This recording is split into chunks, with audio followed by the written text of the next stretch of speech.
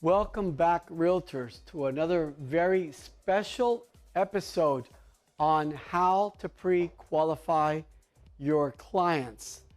I'm Ismael Alvarez, the broker of Partnership Realty. Glad to be with you.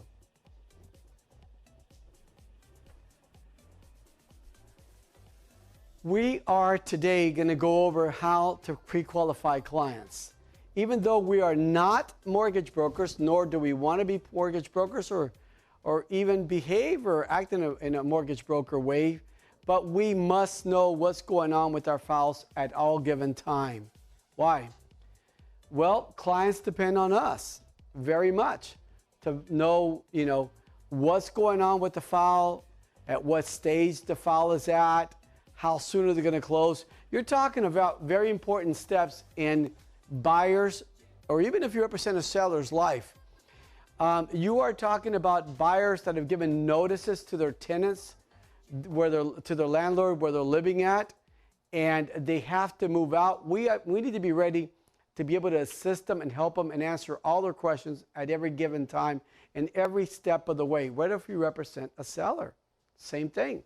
Seller's going to probably sell their house, go in and put a down payment on another house, and now they have a responsibility on a contractual agreement on another property that they must comply with, okay? So they're going to be calling you, the realtor, trying to find out where are we at in this stage and, trying to get updates.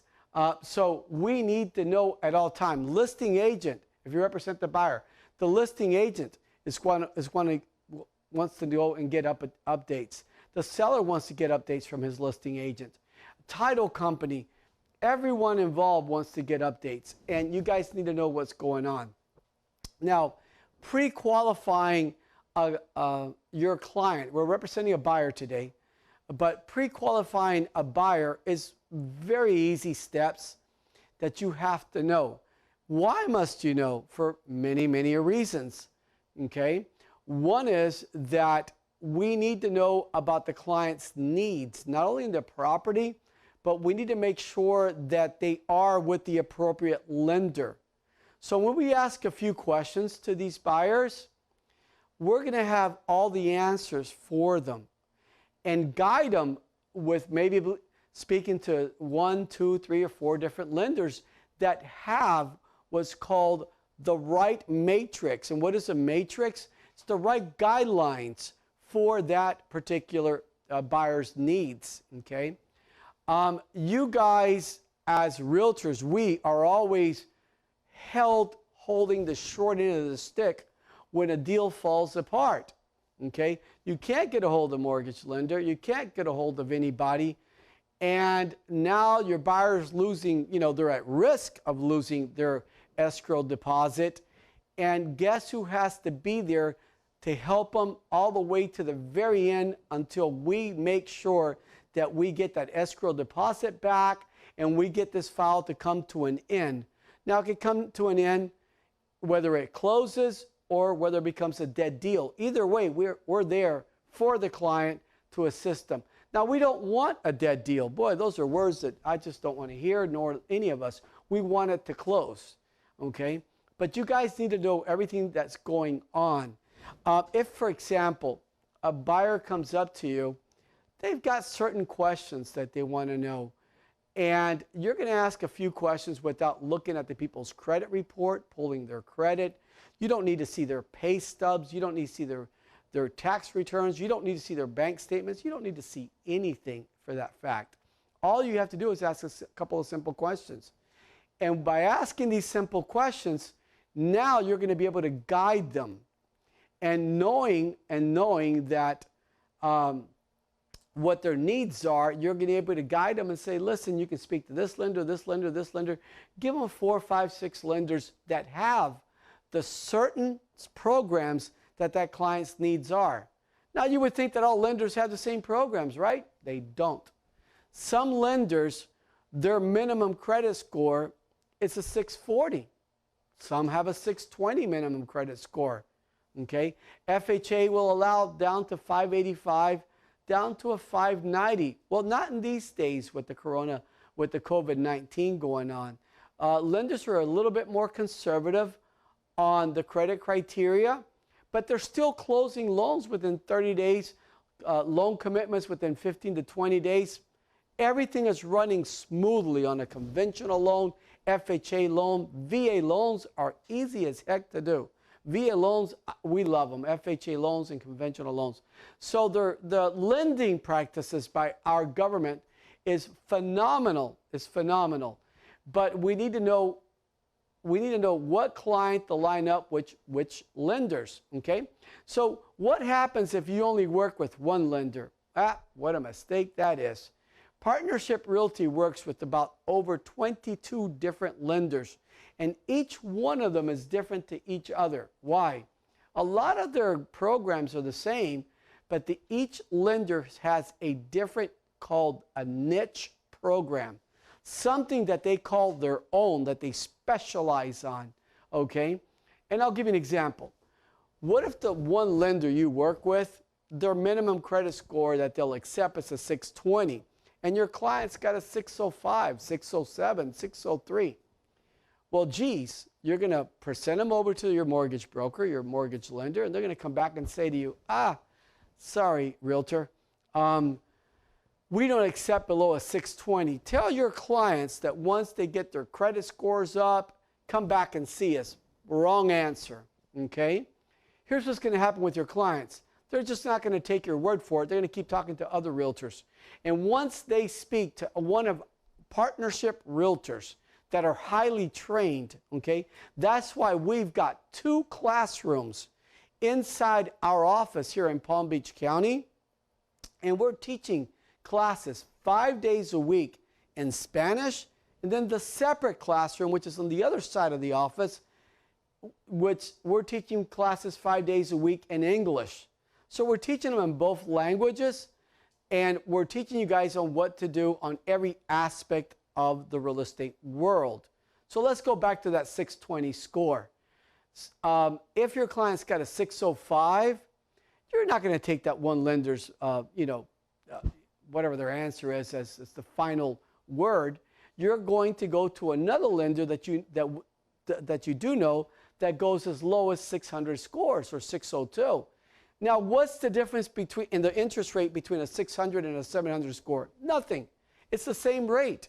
It's the same rate, okay? So it's not like your 605 is going to get a higher interest rate, and then the guy with the individual with the 700 score is going to get a lower interest rate. It's the same interest rate between a 600 and a 700 or a 750 to that fact, okay? But you need to know which lender will accept a client that's got a 605, 603, 607, 617. Okay? You're not going to lose that client, because if you lose that client, you lose thousands and thousands of dollars in the next in the next year, and not even to speak for the next following years to come. And referrals.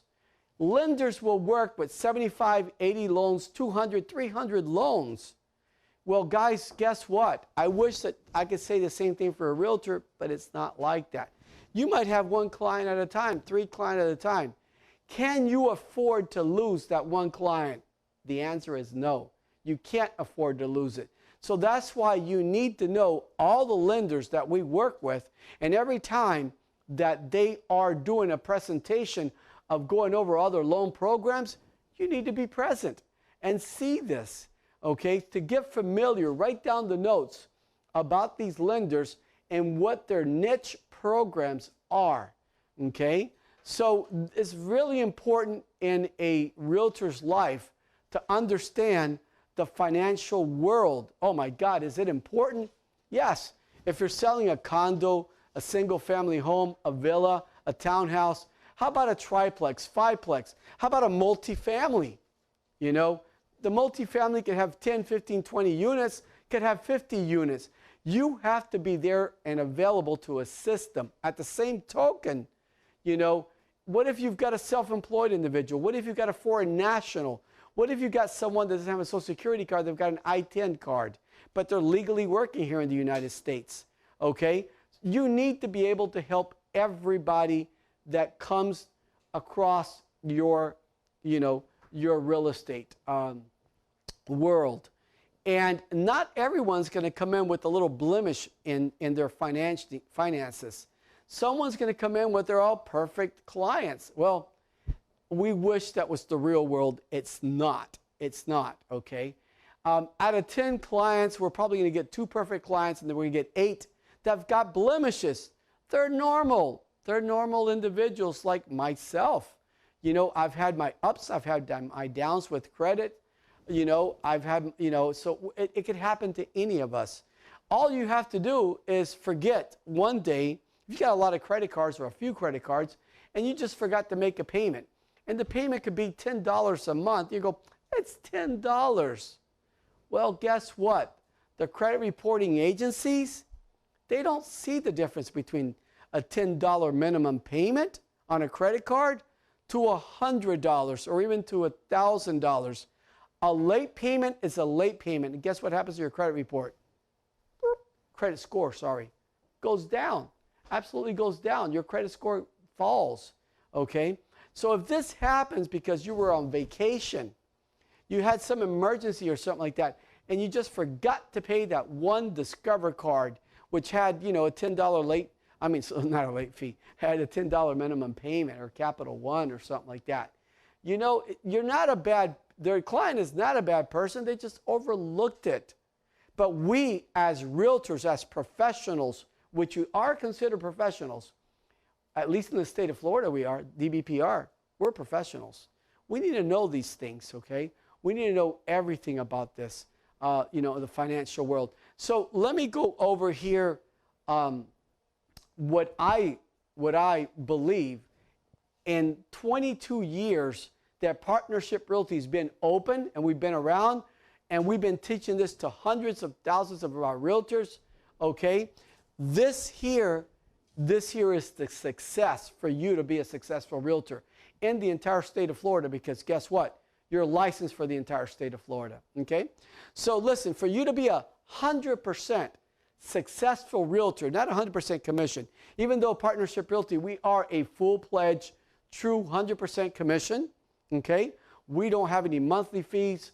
We don't have any franchise fees. You don't pay for anything unless you either sell something or you rent something, and we have a flat fee on that one. So for you to be 100% realtor, the best realtor there is in the state of Florida, 50% of your success is going to come from the financial world. Now, what are the questions that every single buyer, their fears that they've got, that they want to know? You know, Ismael, if I'm the realtor, Ismael, we really don't want to go over $1,500 a month. We don't want to go over $1,700 a month because we don't want to end up defaulting on this loan. So we really can't go over it. So you guys have to be able to make that calculation. It's just an estimate. It truly is. Now let me ask you a question. When your client goes to get pre-qualified at any major bank, any major lender, or any mortgage broker, what do they give them? It's called a GFE, a good faith estimate. Did you hear that last word? Estimate. They have no clue of the property they're buying. They don't know the taxes. They don't know the insurance. They don't even know the interest rate. They're assuming that the interest rate, what it's at, until they lock the interest rate, they don't have an actual payment. So it's an estimate. Us, we could do the very same thing. We don't want to be mortgage brokers. I do not want you to be mortgage brokers. Either you specialize in one field or the other, but don't do both. Do not do both, okay? You're either a realtor and specialize on being a realtor, but the best realtor there exists, okay? Or you're a loan officer. Then you're not a realtor. You specialize in mortgage lending. So here, we're realtors. But I am going to give my client an idea of what the payment is, because I'm not going to start showing them homes that the payments are $2,300 a month, and then when they go to the mortgage broker and they're expecting a $1,700 a month payment, and the mortgage broker says, yeah, your payment's $2,350 with 12 cents. They're going to freak out. They're going to say, oh my God, Ismael showed me this house Well, that's the wrong thing to do, because you're giving bad expectancy, okay, to your clients, and you yourself are sort of, not doing too well, because you are kind of kidding your own self.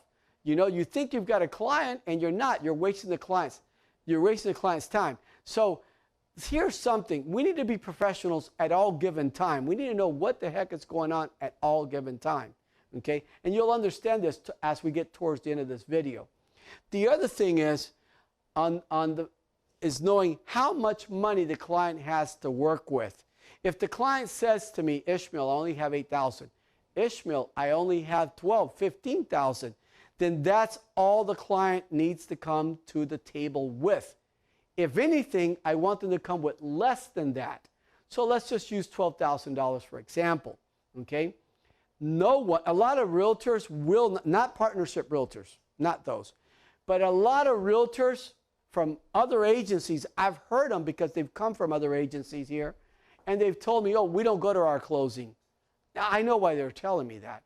They're afraid of the unexpected, okay?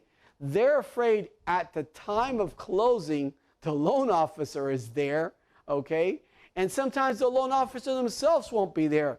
The title agent is there.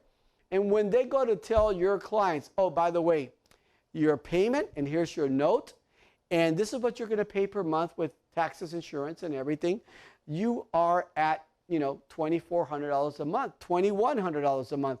Well, geez, that's not what we expected. We were told $1,700, okay?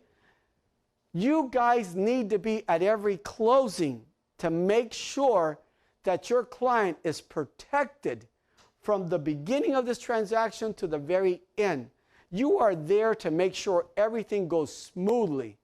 And if you are on top of your job, everything will go smoothly. So you will comfortably go to the closing. You will comfortably be there. The payment's going to be $1,721.35, for example. I don't think the client's going to bark at $10 or $5, especially if the lender's done their job correctly and given them all their paperwork in the beginning, and they're accurate on. So it's very important to be associated and working with the right lenders, okay? Now that's 50% of your success of being a 100% successful realtor. What's the other 48%? The other 48% is just you being you. Now, how does that work? I want you to be you. I want you to be a professional. I want you to be professional at all given time, okay? Then I want you to answer your calls at all given time.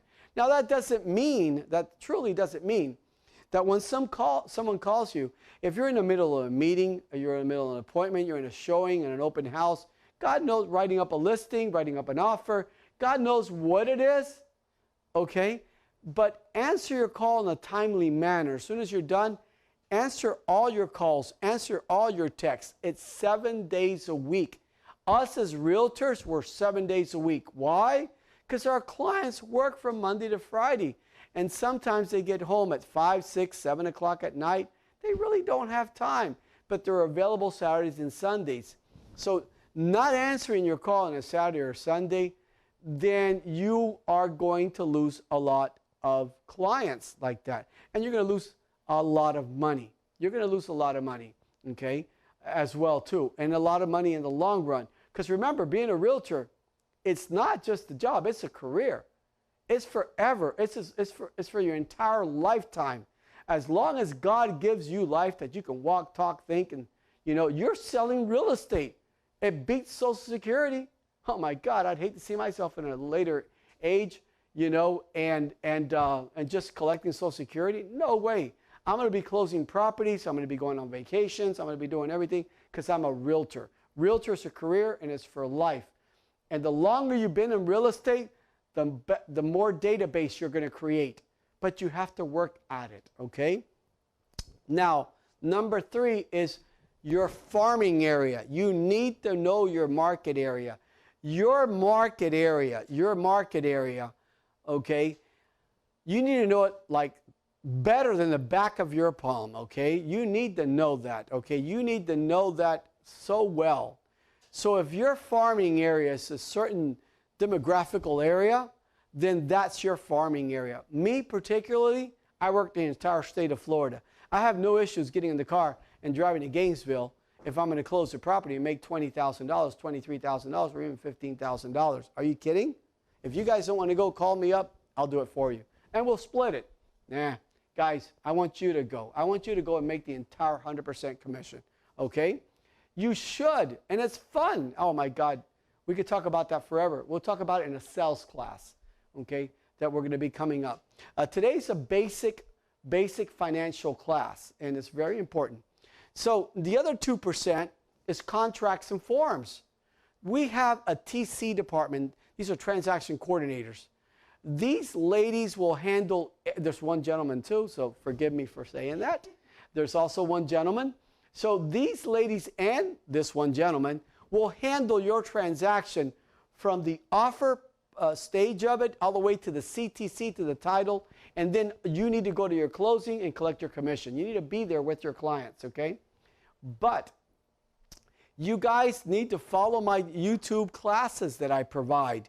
They're all over contracts, contract laws, understanding the as-is contract.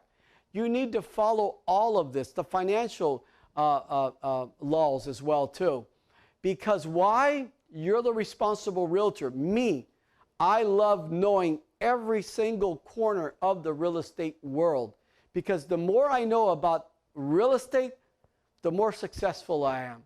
Now, how does that make me successful? Because I can help the public. I can help my clients. And my clients, by me helping them, are going to send me more clients, and you're not, and it's not going to stop. I've had clients that I've sold properties to 20 years ago, and they've come back 20 years later. Now, think about this. How many realtors you think they've run into and family members that they run into in that 20-year span? A ton. But why are they coming back to me 20 years later to give me the listing of the home that I sold them? Why? Because they remember how I treated them with the professionalism, with the proper information. I didn't mislead them. I was there to help them to make it a very pleasant experience, okay? Can't tell you how many clients come back. Oh, in that meantime, of that 20-year, I can't tell you how many referrals I've gotten from them, okay? So it's very important to understand every corner of the real estate world and watch all these classes that I provide. You can watch them through YouTube, go to Partnership Realty, and put on whatever subject you want, and it's going to pop up. So here, I'm going to just show you some of our lenders that we've got here that you can contact. If you want more lenders, I can provide you more names and numbers for them. Just contact myself, and we'll be more than glad to send it to you. Knowing the right lender is lining them up with the right, knowing the right lenders to signing them up with the right client. You have to, kind of line them up correctly.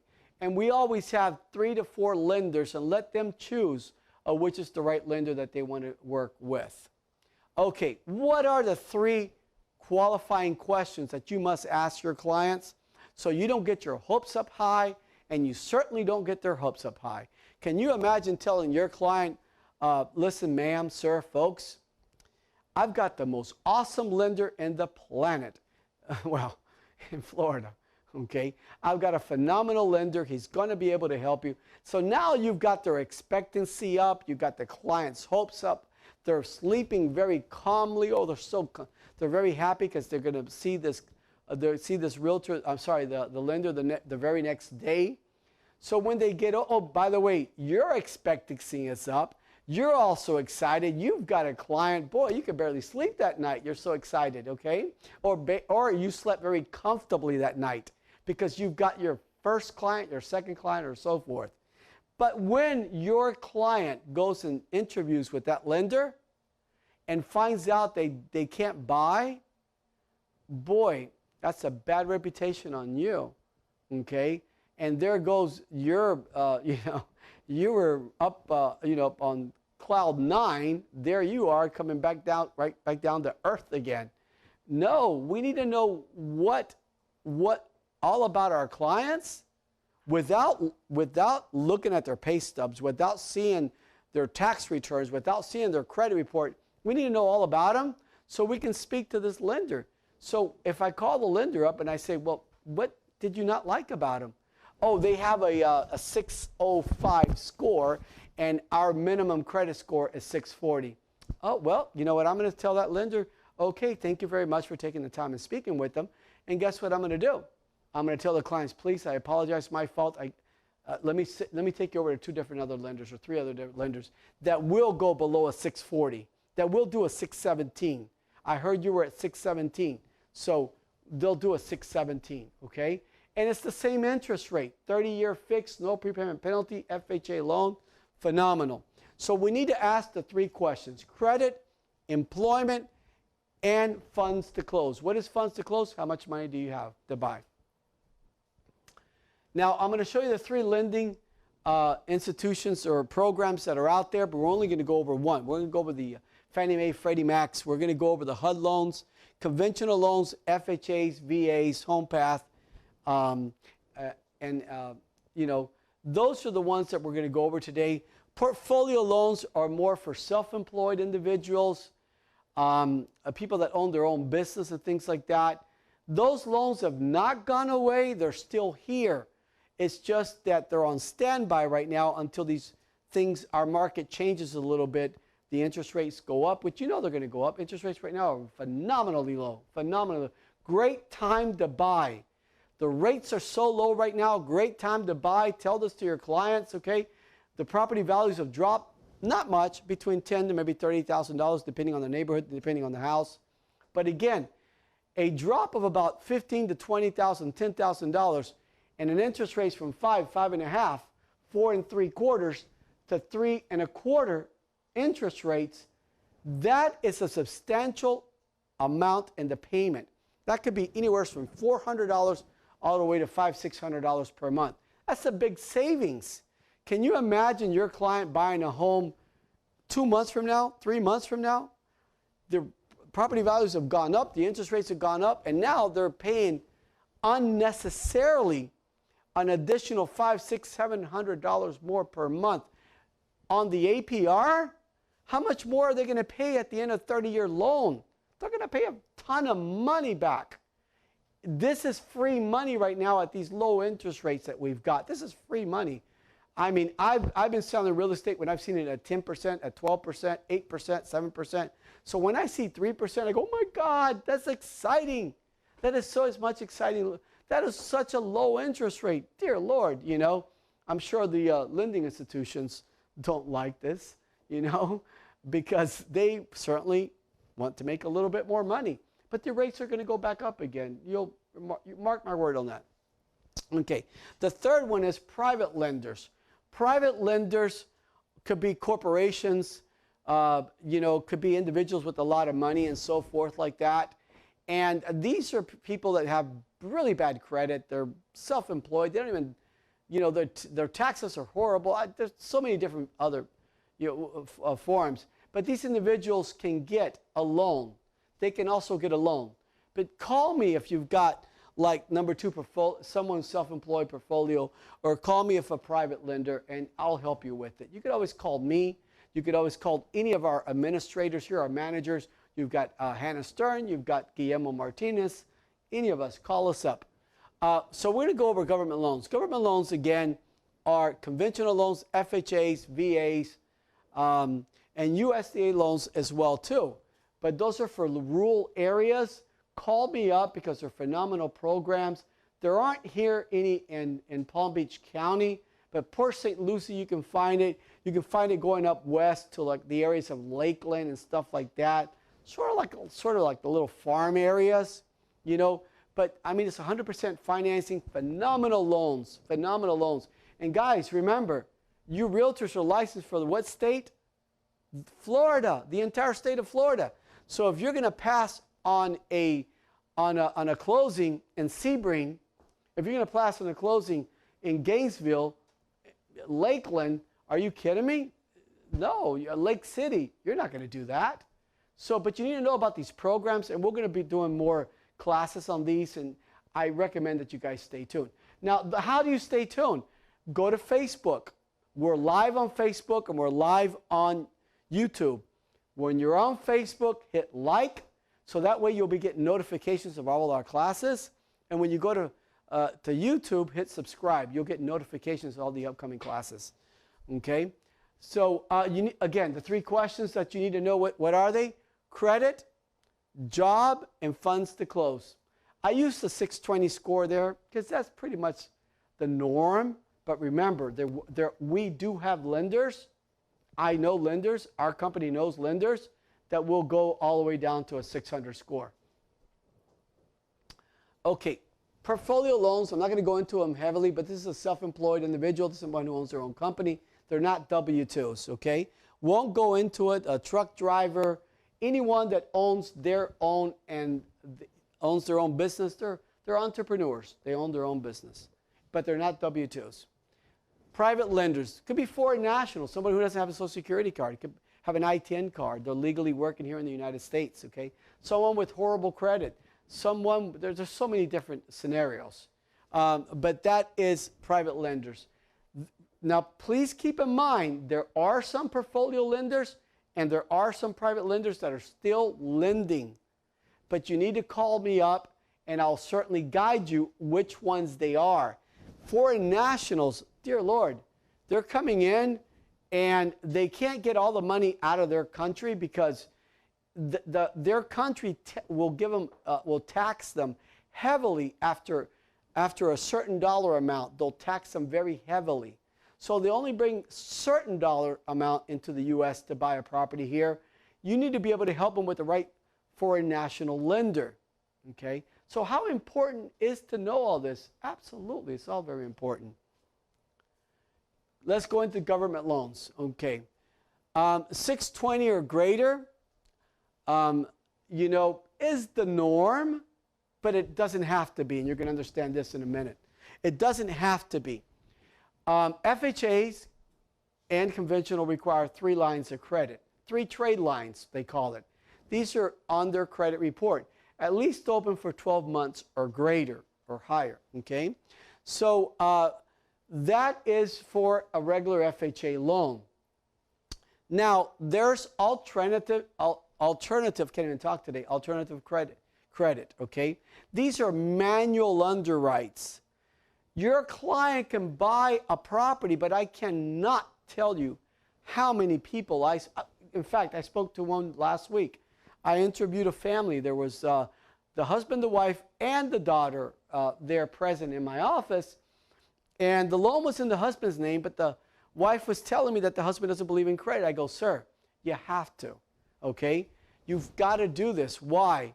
Because having credit cards is not a bad thing.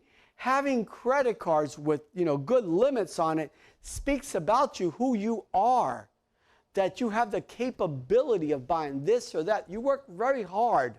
You work extremely hard, and you want to know that if you want to go buy a car or buy a car for a daughter or a grandson, granddaughter, niece, nephew, anyone that you want to help out, that you've got the capability to purchasing this property for them, okay?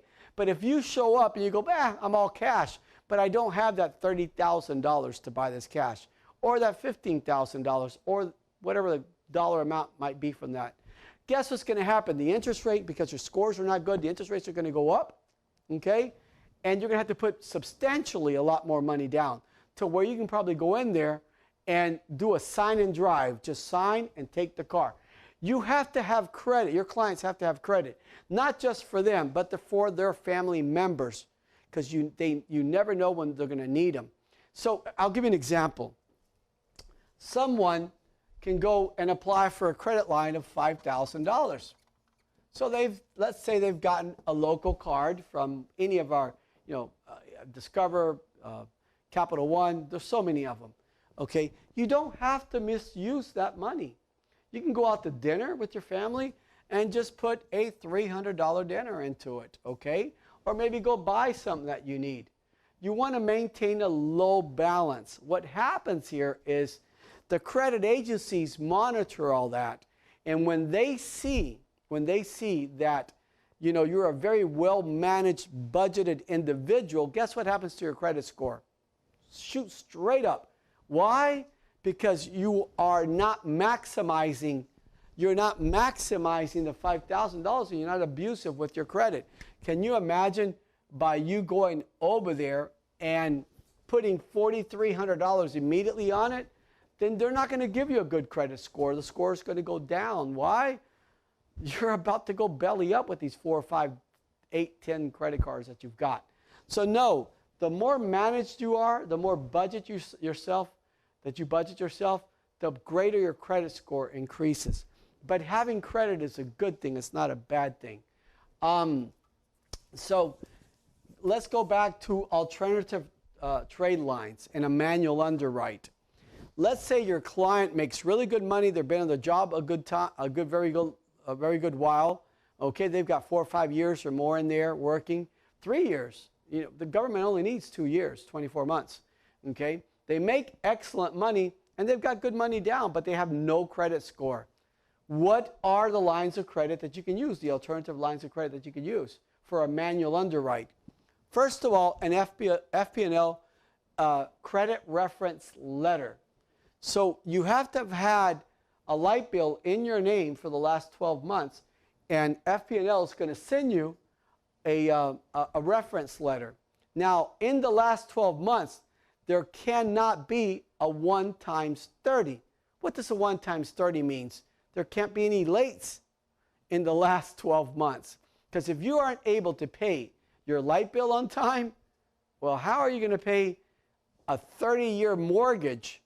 Okay, which is certainly more than $200 or $300 a month. It's like $1,300 a month. You can barely pay your, so it's got to be flawless for the last 12 months. No 1 times 30s, or imagine a 2 times 30. That's not going to work. So if you've got your FP&L credit reference letter, then your rental history also works as a second line of credit. Okay. So you're going to get, your lender is going to get what's called a VOR, verification of rent. And it's going to state that you made your payments on time, you've never been late. So now you've got 2. Some water companies will give them to you, others will not. They won't give you this credit reference. But car insurance, you got to have car insurance. If you have a car, you got to have car insurance, okay? They're also going to give you the same credit reference letter, you know. So now you've got 3 credit reference letter, and you can sell a house to someone who does not have, you know, just the traditional credit reports. So number 1, let's go into the credit reports. The questions that I'm going to ask the clients right now, without seeing their credit report, without pulling their credit reports, I go, ma'am, sir, I want you to talk to me and speak to me about, you know, the lines of credit that you've got that are in your credit report. I don't want to know how much car insurance you pay. I don't want to know what your Comcast bill is, your Xfinity, DirecTV, or anything like that. I don't want to know what your grocery bill is. I don't want to know what your FP&L bill is. I want to know what's on your credit report. Do you have a car payment? No. Then I put a 0. What if they say yes? Okay. So I want to know, who do you have the car loan with? So in this case, I'm using Ford Motor Credit. And how much is your payment? $380. I'm going to write down $380. Then I'm going to ask them if they have any student loans. Even though the student loans are deferred, it doesn't matter. You still have to use the minimum payment. But if the client says to you, listen, but I don't start paying for another 2 years, it doesn't matter. You still have to use the minimum payment. So here I'm using an example of $15,000. So I'm going to put down $60, or you can put $100, whatever you feel. You know, it's better to be higher than lower. So, you know.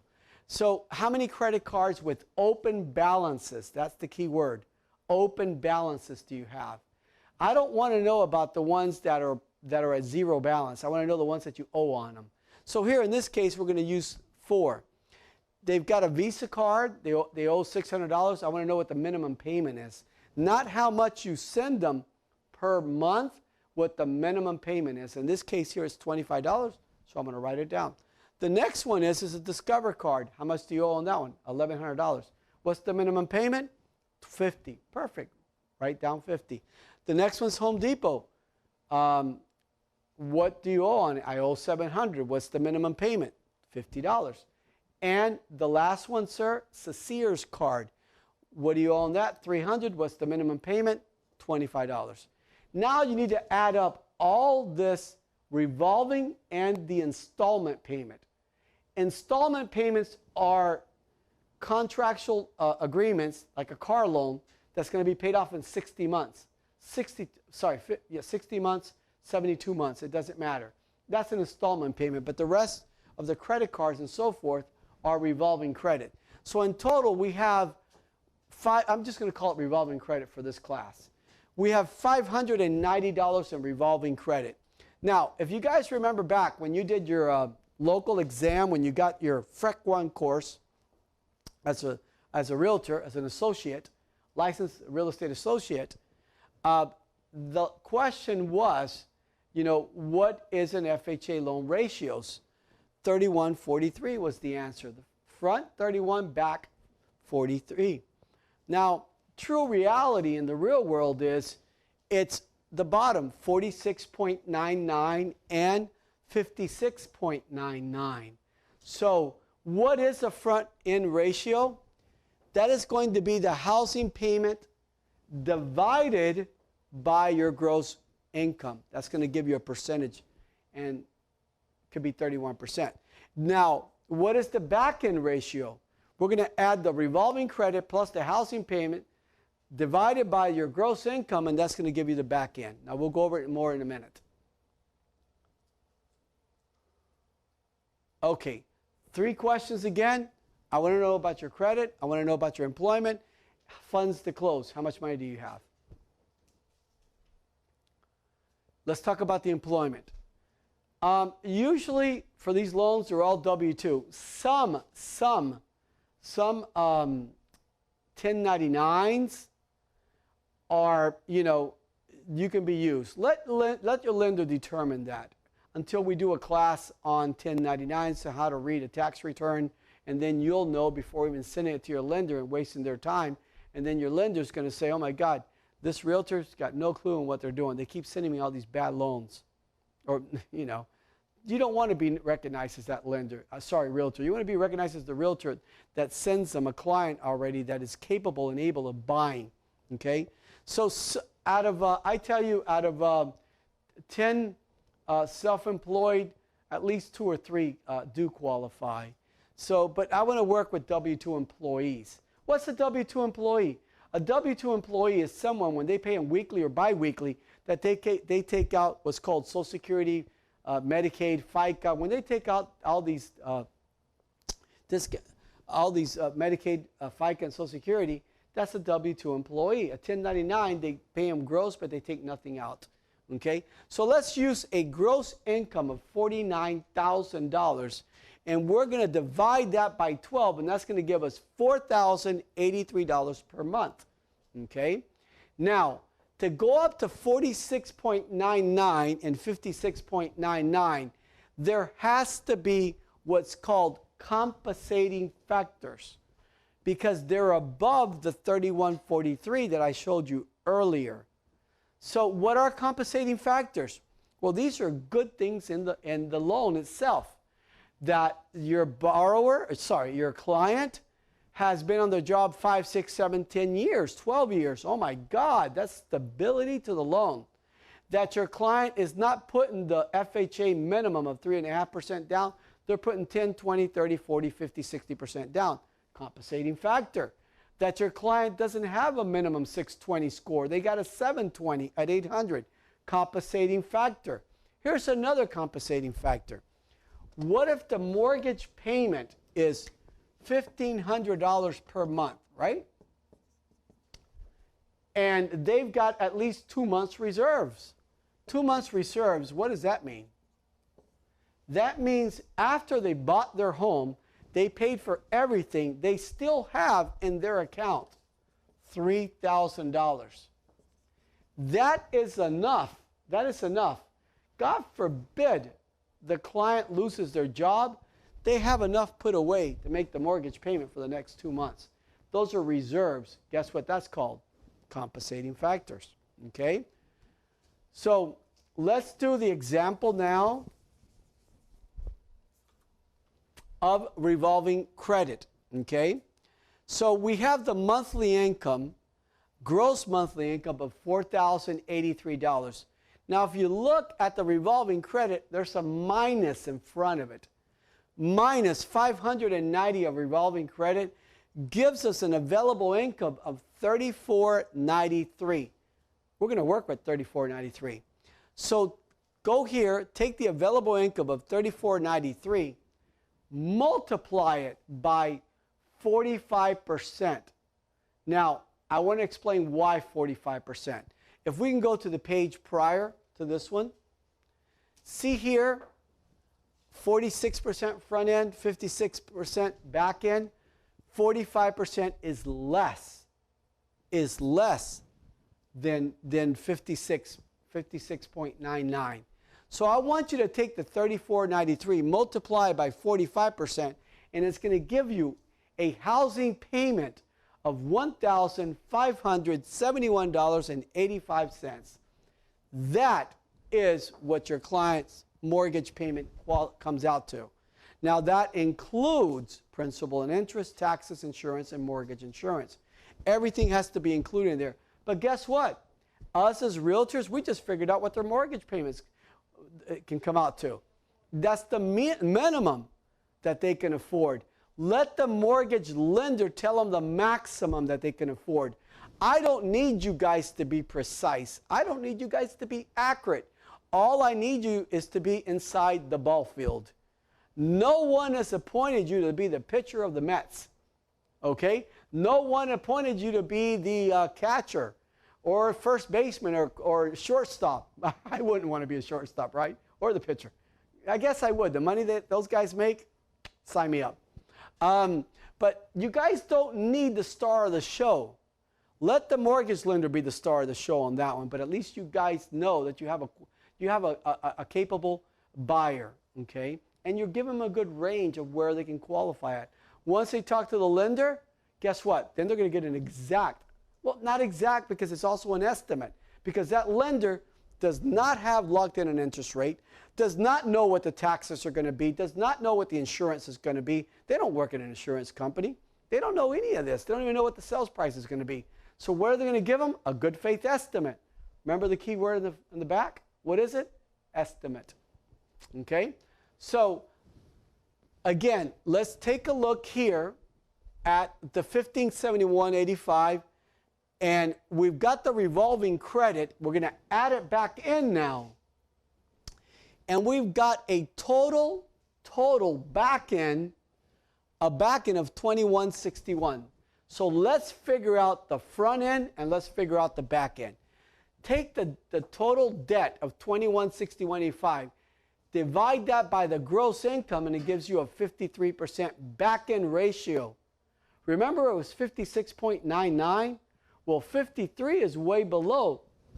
I think I got a pretty good client so far. So now let's take again the housing, the front end, the housing payment of $1,571, divide that by their gross income, and it gives me a 39% front end. Okay? Here we go. We got a front end of 39 and 53. Remember I showed you it was 46.99 and 56.99. We're so below, I think we got ourselves a client. Now let's get excited because we've got ourselves a client. And let's call up the realtor, sorry, the lender, and tell them about our client. So we need to figure out now, most important, what's the house, you know, what is the amount, the value of the home? What did I write down? We need to figure out the house payment. We already know the house payment. I'm going to show you guys how to back it out. Okay? I'm going to show you guys how to back it out, because once we back it out and we get the principal and an interest, then we're going to figure out what the value of the home is. Because see, I personally, or any of our realtors, they don't want, any of partnership realtors, they don't want to sit down with the client and then send them over there. If my client leaves the office, they're going to leave with about 5 or 6 listings, 7, 8 listings. So I'm already developing a relationship with this client. Okay, I don't want to lose this client to another realtor. So I am going to show them that I am the right realtor to assist them and help them in their real estate needs. And here are, sir, ma'am, folks, here are some listings in your range that you can start looking at them, but we'll know more and we'll be more exact once we get that pre-qualification letter. Okay? Now, what's the risk factor that can happen if you just let them go without the listings? Hopefully, they go straight home and go to bed. And hopefully, they have a very early appointment to see the mortgage lender. Boy, that's the mortgage lender that's not too busy, I guess, or I don't know. Okay? What if in the meantime, a family member calls up your client? So I hear you're buying a house. And who are you using? Well, I'm using this guy, Ismael Alvarez. Oh, well, why aren't you using my wife? My wife is a realtor. Why aren't you using my husband, my son, my daughter, my niece, my sister? A good chance you're going to lose that client, okay? Let's not try to lose that client. Let's do our jobs correctly. Let's give them some listings, and let's try to keep them there. We can't hold them, and we can't force them to be with us either. They have the right to go and work with whoever they feel most comfortable with. But darn it, you've done a good job of portraying yourself as a professional. So let's say they do get that phone call in the morning, and why aren't you using my wife or my brother or my sister? When brother shows up to talk to him, brother has no clue on they're talking about. You know what the clients are going to do? Listen, love you to death. You're a great brother-in-law, but well, they're not going to tell them to his face, but they're not going to work with him. Because why? They are clueless to what they're doing. They're going to work with the realtor that knows exactly what they're doing. They're a professional, okay? So knowledge is power. That's why I have so many classrooms here in Palm Beach County, up in Dade County, in Port St. Lucie. We've got classrooms going on 5 days a week, teaching our realtors how to become the best, most successful realtors in our state of Florida, okay? So now, no, I'm going to go back to that, sorry. We need to figure out, okay, what the PIT is. That was also on your exam, local and state. What is PIT? Principal and interest, taxes, insurance, and mortgage insurance. So we're going to, and all of that has to add up to this grand total at the bottom of that $1,571.85. So let's take a look at how we're going to do that. Well, before we take a look at how to do that, we need to ask the third final question. Sir, how much money do you have for the purchase of this home? Okay? So in this case here, they're telling me they have $8,000. So I'm going to work with $8,000. Now, these are all estimates that either the lender's going to give them or you're going to give them. It could be $8,000 a little bit more, or it could be $8,000 a little bit more. But no one likes, you yourself wouldn't like, a surprise that they're expecting to be around $8,000, and when they go to the closing, it's $9,700 or $9,800. That's a bad surprise. We don't want to do that because that is a reflection of us and how, who we are. So we need to be as precise and as accurate as possible. If anything, we need to, when we do our estimates, we want to be high. So at the time of closings, we're lower, and then we look like heroes without the cape. Okay? So remember something, and we're going to do this in another class, or you can go into our YouTube and look up any of our contract classes. You can look up any of our contract law classes, financing classes, law, finance laws, and it's going to show you how to break down that $8,000 and make it work in a purchase. But we'll be doing some more classes in the very near future. What does it break down to? The $8,000 has to be broken down and used, number one, under five categories. The first category is down payment. FHA loan is 3.5%. Closing costs, it can range anywhere from 4% all the way to 6%. Homeowner's insurance, can't buy a home without being insured. Appraisal fee, well, you got to pay for that one. It's about 550, 525, God knows. What every lender's different. Home inspections, it can range from 150 all the way to 350. Okay? So now, let's go back to that pit. What is the pit? Principal and interest, property taxes, homeowners insurance, and mortgage insurance. And how are we going to break this down?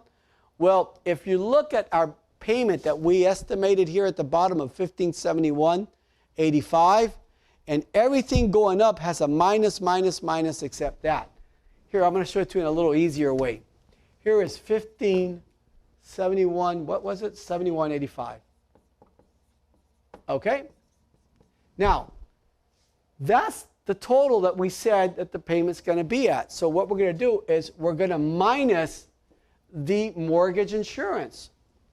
So in another class, I will teach you guys how to calculate MI, mortgage insurance, okay? But right now, I don't want to go into that because that's a completely different class all within itself. All I want you guys to do is just use an estimate. Remember, you don't need to be the pitcher. You don't need to be the star player. All you need to do is know a little bit and put them in the range. Put them in the range and let the lender do their job, okay? So just use an estimate of $200 or $260, whatever you want to use. In this case here, we're using $200. Now, what's the next one? Insurance. Properties have to be insured. Even the lender, and I don't care if it's a major bank, they don't sell insurance.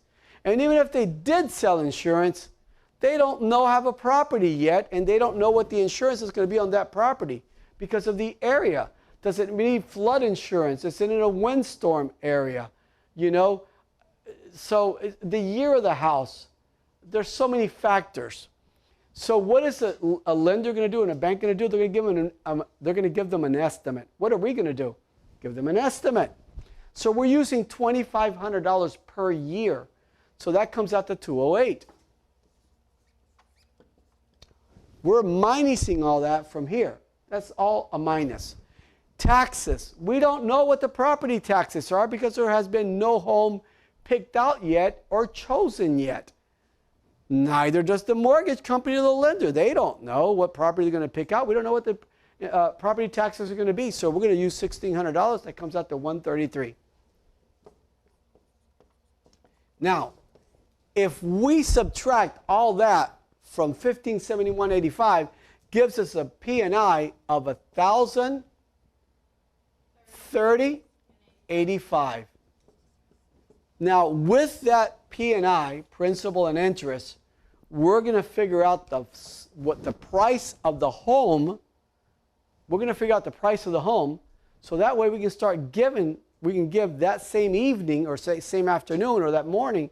We can give our clients 6, 7, 8, or 10 MLS reports so they can start looking at properties from the outside. If they like the neighborhood, then they're going to call you up. They'll give you the MLS report, and you'll get showing instructions to go in there and show them the property. So how do we figure that out? Final step, okay? What is the price of the home based on the payment? Well, let me show you. The price of the home, we need to figure out the principal and interest, okay? It's $1,030.85. That's P&I. Where are you going to go to be able to calculate this $1,030.85? Two places that you can go. Actually, three. To your mortgage lender. I didn't put it up there. To your mortgage lender. You can go to our website, www.takehome100.com, or you can go into your MLS. Right in your MLS, where you've got the listing, it's got a mortgage calculator right there up in the upper right-hand side. You can figure it out. But we're going to go into our website. That's our website. This is Partnership Realty's website, okay? But take a look at, right there it says mortgage. Let's click on mortgage. It's going to bring you down. We have a very handsome lender here, Mr. Javier Infiesta from Absolute Mortgage. Phenomenal lender. But see here where it says mortgage calculator? Let's click on that. Now, here's what we're going to do. We have a sales price of a home of $250,000. I want to change that. I want to put 230. So let's take out the 5. Take out the 5 and put a 3 in there. Okay. Then we're going to come here. FHA loan is 3.5% down. Let's put 3.5. That's the down payment. Then we look at this. Now we know the down payment already. On a $230,000 loan, we already know that the down payment is $8,050. Didn't our client tell us that they only had $8,000 to put down? This is a phenomenal tool to work with. Okay? Now let's go to the interest rate. It's defaulted at 5% because at that point it was at that point it was at 5 going up or down, give or take. So in this case here, I'm seeing rates right now at 3.1, 3.2, 3.45, I mean. So let's just use 3.5% interest rate. And we're going to go down. And now take a look at this. The total payment is $900. The P&I, sorry, principal and interest is $996.65. Guess what? I feel very comfortable at giving my client, okay, a property listings at $230,000. This is below $1,030. And again, you're going to put them within the range. All you need to do is put them within the range.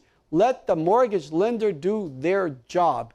Now, we're almost done with this class, but I still have one more thing I want to do. I want to open up our form simplicity. Now, as I mentioned before, this is a basic financial class. Okay? This is a basic financial class. So, we are going to show you now for an advanced class on the document that you're going to use. And I want you guys to have it uploaded and saved on your desktop or printed out. And we're going to do it all by hand. So on our advanced financial class. Okay. So we're opening up our MLS. We are going to go into form simplicity. Now we're going to go into packages. When you click on package, who do we represent? We represent a buyer. So we're going to come down and it says buyer's package. Click on buyer's package. Then all your forms that when you represent a buyer, they're all there. But we're going to come down and we're going to find a document there that says, I got to see it, pre-qualification form. Click on that and you're going to upload that. You're going to save it, upload it onto your desktop. There it is. So let's save it so it'll go on the desktops. Go ahead and save it and put it on desktop. Just go up, go to desktop. I think click folders. You can click out if you want. So this is, you can put your client's name in there. You know, there you go. And just save it in there. All right. Here, if you want, close that. Just close the whole thing. All right. Go ahead and open it up.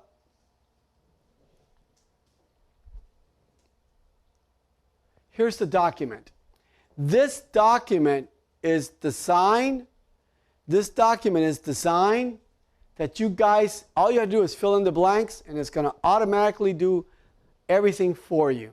We're going to do this in an advanced class, but at least you know where it's at. So when you guys see that we're doing an advanced class, I want you guys to have this document open, whether it's on your desktop or whether it's sitting on top of your desk. You know, and we're going to be holding classes starting next week that you guys are welcome to come in and sit here and, you know, it'll be a workshop. You can ask questions. We can answer them. And we're going to go over everything. But this document right there that's in your form simplicity is going to do the pre-qualification for you. Now, one of the most beautiful things here that we're going to do is, if you go down, please.